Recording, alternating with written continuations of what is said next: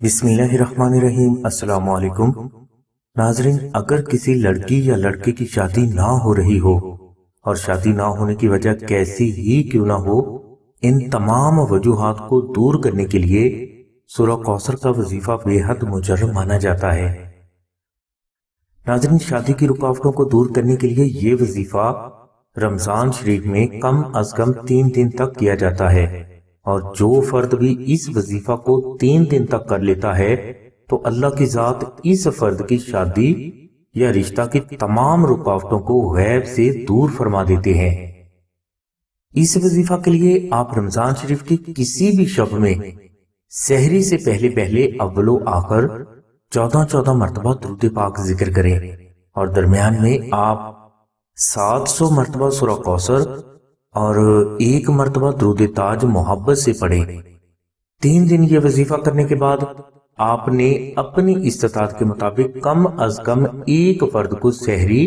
اور افطاری کے لیے کھانا بھجوا دینا ہے۔ انشاءاللہ صرف 3 دن رمضان شریف میں یہ وظیفہ کرنے سے آپ کی شادی یا رشتہ کی تمام رکاوٹیں دور ہونے کے لیے غیبی اسباب پیدا ہونا شروع ہو جائیں گے، اور آپ کو محسوس ہوگا کہ کوئی غیبی طاقت ہے جو آپ کے الجھے ہوئے معاملات کو اللہ کے حکم سے سنوار رہی ہے۔ ناظرین، یاد رہے کہ غیبت کی وجہ سے کسی بھی وظیفہ کی برکات رک سکتی ہیں، لہٰذا دوران وظیفہ اور وظیفہ کے بعد دانستہ یا غیر دانستہ غیبت سے اجتناب کریں۔ ناظرین، یہی برکات رمضان شریف کے نقش درود ابراہیمی کی بھی ہیں، لہٰذا ہر وہ فرد جو شادی یا رشتہ کی بندش میں مبتلا ہے، اسے چاہیے کہ وہ رمضان شریف کی کسی بھی شب میں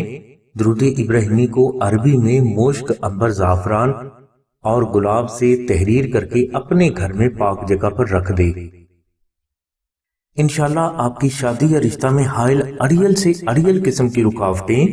بندشیں، مخالفتیں، غلط فہمیاں اور نظر بد وغیرہ کے اثرات